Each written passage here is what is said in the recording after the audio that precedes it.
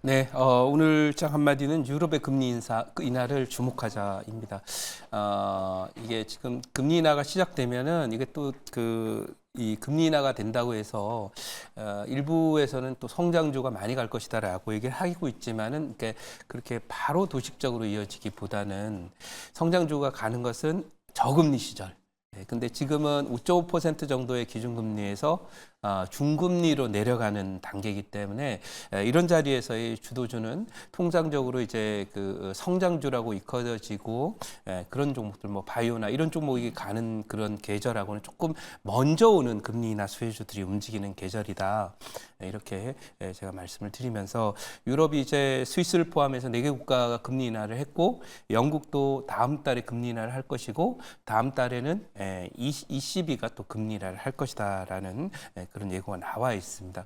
따라서 최근 들어서 장이 잘 안 빠지고 있는 그런 배경에는 FRB가 지난주에 그동안에 계속 옥죄왔던 그런 그 양적 긴축 있죠. 양적 긴축이라는 채권을 시장에다 팔고 시장을 팔았으니 채권 가격에 돈을 받겠죠. 달러를 흡수하는 과정이 한 1년 정도 이어졌는데 그 규모를 600억 달러에서 250억 달러로 대략 절반 이하로 줄였습니다. 이것은 뭐 이번에만 줄이는 게 아니라 제 판단은 다음에 또 줄여가는 그런 형태를 보이면서 아마 올해 적어도 9월이 넘기 전에 양적 축소 규모는 거의 양적 축소는 이제 중단이 됩니다. 그래서 작년 6월에 금리 인상이 중단해서 금리가 고정이 돼 있죠.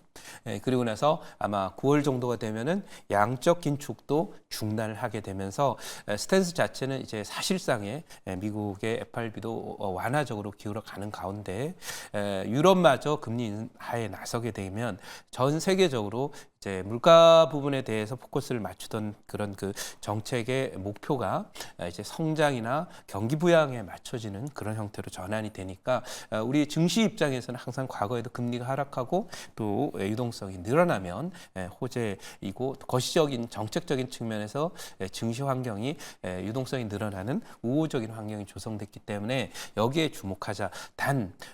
그러면 금리 인하되면 다 가냐? 물론 보통 다 갑니다. 다 가는데 지금 장은 여전히 그 공격적인 그 양적 완화가 아니기 때문에 모든 종목이 다 가는 게 아니라 금리가 천천히 내려가는 완만한 금리 하락기에 잘 가는 종목들이 우선 주도주로 떠오르고 있다 이렇게 말씀드리면서 오늘 금융주 하나 갖고 왔습니다. 제가 은행주를 편입을 잘 안 하는데 오늘 은행주 하나 편입을 할 테니까 잠시 후에 뵙도록 하고 준비된 그 포트 잠깐 보도록 하겠습니다.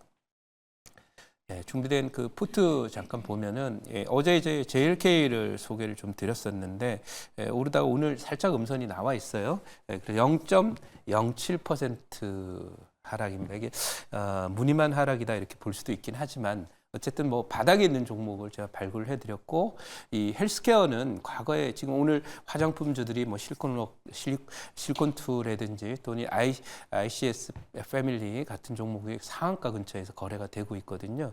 그래서 원래 이 5, 6월에는 화장품주들이 헬스케어와 함께 잘 갑니다. 피부 미용 관련 종목들이. 그래서 그런 그 흐름이지만은 이 JLK라는 종목도 역시 결국 금리 인하가 진행되면서 장기적으로 수혜를 입을 그런 섹터이고 또 인공지능이라는 키워드로 성장주가 갈 때 바이오주들이 갈 때 이 종목도 빠지지 않을 그런 종목으로 이렇게 말씀을 드렸었고요. 그다음에 이제 보유 종목들 중에서 JLK는 어제 소개를 드렸던 종목이고요. 지금 여기 보면은 YC캠이 한 60% 수익을 기록하고 있는데 우리 조금 전에 또 이창원 매니저께서 지금 유리기판과 관련돼서 미래 산업이기 때문에 상당히 좀 강한 강조를 하고 계셨는데 저도 그 부분에 대해서 동감합니다. 왜냐하면 이게 초전도체처럼 소위 소설 쓰는 그런 그 섹터가 아니라 실제로 이 안에 들어와 있는 기업들이나 플레이어들이 적극적으로 인텔을 포함해서 삼성전기 그리고 SKC 또 지금 LG전자까지도 얘기가 나오고 있는 거거든요. 그러면 대세라고 봐야 돼요. 그리고 이런 대세가 진행이 되게 되면은 실제로 그 관련한 성장주들은 1차 상승 시에 보통 5배에서 대장주는 10배 정도 가요. 그리고 나서 실제로 그 제품이 출시가 되면서 그 전에 조정을 좀 받고 다시 또 진짜 수혜주들을 갖고 2차 상승을 하게 되는데요. 그런 그 측면에서 이 1차 시세가 이제 이쪽은 시작이 되고 있는 거라서 여러분들 주목해 볼 그런 섹터라고 봐요. 그래서 YC캠은 뭐 아직도 저는 갈 길이 많이 남아 있다. 적어도 저는 이 종목은 3년 트렌드로 봐야 될 그런 종목이다. 혹시라도 YC캠 너무 높다고 생각하시지 마시고 최근에 한 3, 4일 조정을 받는데 이런 자리에서 한다면 좋습니다. 왜냐하면 지금 그 지수가 아무래도 금리 인하가 나온다 하더라도 크게 가기 어려운 그런 상황입니다. 박스권에 갇히면서 제가 강세 박스라고 얘기를 해드렸는데 금리를 0.25% 정도 레벨 내려가지고 주가가 지수가 폭등하지는 않고요. 그 자리에서 대형주들 기존에 지수를 끌어왔던 대형주 삼성전자, 엔비디아, 또 미국의 마이크로소프트, 아마존 이런 종목들의 경우에는 사실 고금리에 강한 종목들이거든요.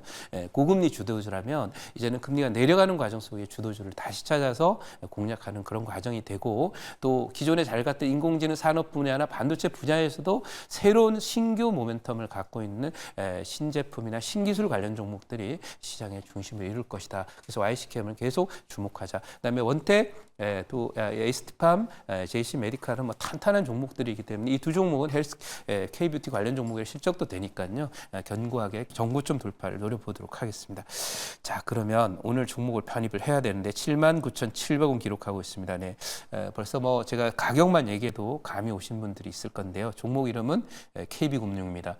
아까 조금 전에 이창원 매니저께서 그런 얘기했어요. 제가 삼성전자도 들이대는 사람인데 삼성전기쯤이야. 저는 그렇게 들었거든요. 그런 건데 이제 대세가 갈 때는 큰 종목도 상징적인 의미에서 대장주는 여러분께 소개를 드려야 되는데 저는 오늘 그 소개드린 종목 KB금융입니다. 이 KB금융 차트 한번 보도록 하겠습니다. KB금융은 지난번에 이제 밸류 프로그램 이런 얘기가 나오면서 여기서부터 1차 상승을 하고 나서 박살났습니다. 네. 왜? 언제죠? 여기 총선 근처에. 그죠? 네, 이번 총선에 특히 또 여당이 참패하면서 박살났다가 다시 올라옵니다. 근데 제가 꼭 하나 얘기하고 싶은 것은 밸류 프로그램은 해야 돼요. 네, 앞으로 계속해서 10년이 되든 20년이 되든 적어도 자본주의가 상존하고 또 증시가 상존하는 것은 그는 하는 대한민국의 어떤 기업의 꽃, 그다음에 자본주의 꽃이라고 할 수 있는 증시를 부양하기 위해서도 증시의 올바른 투자 문화를 위해서도 밸류업은 해야 된다라고 하는 거고. 근데 꼭 그거 안 한다 하더라도 이 종목은 소위 배당 수익률이라든지 이런 부분에서 계속 상승할 수 있고 밸류에이션 관점에서도 엄청 낮은 밸류를 기록하고 있습니다. 그래서 대표적으로 이제 고금리에 있을 때 수익을 많이 낸 종목 중에 하나이기 때문에 금융주는 대표적으로 이제 고금리에 잘 나가는 그런 그 수혜주이기도 해요. 근데 중요한 거는 이게 두 가지가 있는데 고금리에서 중금리까지 진행이 될 때는 대체로 이 은행주들이 다 잘 가요. 소매금융이나 이런 쪽도 같이 잘 가는데 거기서 금리가 급격하게 떨어져서 양적 완화를 포함한 초저금리가 되면 투자은행들이 잘 가요. 그래서 이 은행주들의 사이클은 아마도 미국의 그 기준금리 기준으로 3%포인트가 깨지지 않을 때 깨지기 전까지는 계속 금융주들이 우리나라 소매금융이 많기 때문에 이 종목들이 잘 갈 것이다 이렇게 말씀드리면서 소개를 드리고 차트 한번 다시 좀 살펴보면은 여기 이제 빨간 선이 있어요. 이 빨간 선이 직전 고점 지금 사실 돌파가 됐거든요. 그러니까 밸류 프로그램하고 관련 없이 지금 가고 있는 거예요. 돌파가 됐고 이 빨간 선은 제가 뭐라고 그러면 우주 돌파라고 얘기하는 자리예요. 근데 이 종목은 지난번에 우주 돌파가 됐을 때 낮은 자리에서 돌파가 됐지만 두 번째 우주 돌파가 되게 되면 다음 타겟은 여기가 보여요. 여기서 우주 돌파가 됐을 때는 타겟이 요만큼 보였지만은 여기서 우주 돌파되는 자리는 여기가 보여요. 이 자리가 12만 6천 원 정도 되는 자리예요. 그러면 여러분들 KB금융이 뭐 망할 일도 없고 외국인이 지속적으로 한국을 사고 있는 입장에서 한국에 대한 어떤 신뢰도가 높은 그런 상황이고 얼마 전 또 미국의 신용평가사도 한국의 올해 경제 성장률 전망을 2% 전망해서 2.5로 올렸거든요. 그렇다면 이제 외국인들의 한국 주식 매수에 대한 배경도 충분히 우리는 알 수 있는 거고 해서 이 종목은 뭐 신용등급 상향 조정을 하지 않았지만 긍정적이라고 봐서 여기까지가 보인다 이렇게 말씀드리고 이 금융주가 주목을 받는 그런 이유는 제가 딱 하나만 말씀을 드릴게요. 차트를 켠 김에 어차피 뭐 떡 본 김에 제사 지내는 거고요. 그런 그 면에서 미국의 최근 그 주도주 중에 골드만삭스라고, 네, 골드만삭스는 이제 또 이렇게 얘기하면 무식하다 그럴 거니까 농담은 안 하겠습니다. 이 그 지난번에 이제 그 보시면은 뭐 레드삭스 이런 게 있었잖아요. 이 골드만삭스는 이제 골드로 만든 노란 양말이겠죠. 그래서 보시면은 여기가 후행 스팬을 여기를 깔끔하게 넘어섰어요. 이게 지금 신고가 기록하고 있습니다. 미국 증시가 지지부진해도 이 종목은 고가를 돌파하고 가고 있어요. 최근에 미국 증시의 새로운 주도주는 골드만삭스이다. 이렇게 말씀을 드려보도록 하고요. 그다음에 준비된 자료는 잠깐 살펴보면서 가도록 하겠습니다. 미국의 주도주 골드만삭스 이거 꼭 잊지 않았으면 좋겠습니다. 왜? 작년 이맘때 제가 엔비디아를 말씀드렸었죠. 5배 올랐습니다. 자, 그럼 KB금융 견조한 실적과 주주환원 정책 기대되면서 배당도 있기 때문에 기대된다. 목표가를 88,000원을 줬는데 이 목표가는 상향 조정될 것으로 예상이 됩니다. 12만 원 정도까지 나올 겁니다. 아마 연말 정도 가면 그렇게 될 거고요. 다음 장 한번 보도록 하겠습니다. 자, 다음 장을 한번 보면 고환율 밸류업 수혜 전망. 여기서 지금 이게 고환율 수혜주였어? 라고 하는 그런 얘기 나오고 있겠죠. 왜냐하면 우리가 이제 부채를 지고 있고 뭐 그런 부분이기 때문에 그래서 이제 오르고 있는데요. 이거는 뭐냐면 앞으로도 계속해서 이제 뭐 저는 금리 하락 수혜주라고 보는데 고환율이라고 올려서 제가 조금 놀랐어요. 근데 아마 오타가 아닐까 생각이 되고 있고요. 자, 그럼 여기까지 말씀드리고. 금리 인하 수혜주입니다. 질문 받아보고 목표치 전략 말씀드리도록 하겠습니다. 네, 제가 한번 해보도록 하겠습니다. 네. 자, 지금 매일경제 언론에서도 네. 실린 기사인데요. 네. 지금 그 일본의 밸류 프로그램으로 일본이 사상 최고가에 또 유례없는 르네상스 네. 시대를 보냈는데 네. 지금 이제 우리나라도 네. 밸류 프로그램으로 인해서 그 외국인들의 자금이 우리나라 쪽으로 네.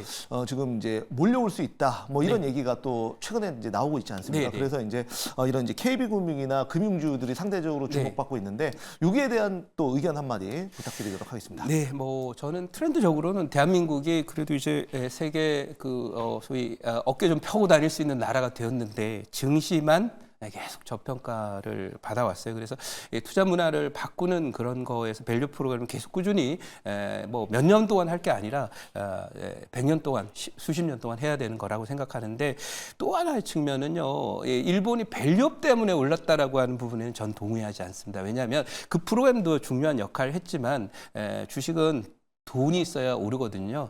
그런 면에서 일본은행이 지금 거의 10년 이상을 일본 ETF를 계속 중앙은행에서 찍어낸 돈으로 통화를 찍어내가지고 지금 ETF를 샀거든요. 그런 정도의 수급의 받침이 없이도 밸류업만으로 갔을까? 저는 그 부분에 대해서는 동의하지 않는다. 이렇게 말씀드려서 이게 효과를 제대로 보려면 당연히 수급에 대한 받침이 나오는 정책이 필요할 것이다. 여기까지 말씀드리도록 하고요. 장기적으로 긍정적이다라는 것만 말씀을 드리도록 하겠습니다. 이 종목에 대한 목표치 말씀을 드려보도록 할게요. 이 종목의 그 KB금융입니다. 목표치는 1차 타겟 목표치는 워낙 뭐 대형주고 그래서 대략 8만 9천 원 드리도록 하고 1차 목표치는 2차 목표치는 11만 원, 손절 라인은 6만 9천 원으로 드리도록 하겠습니다.